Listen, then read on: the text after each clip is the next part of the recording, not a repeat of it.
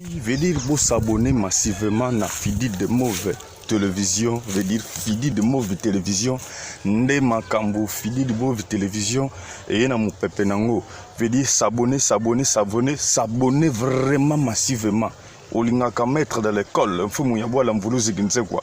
Veut dire partout dans le monde, pas fanatique dans tout le monde entier.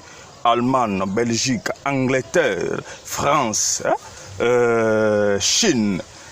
Veut dire bon s'abonner kaka na Fidi de Mauve télévision bon rater awa actualité awa cinéma 100% congolais cinéma 100% africain toujours qu'on valoriser kaka culture na biso surtout biso ba bantu toujours talisa na monde entier que non biso pe ba bantu to na culture na biso ah oui Fidi de Mauve télévision Fidi de Mauve TV Nde Makambo charge s'abonner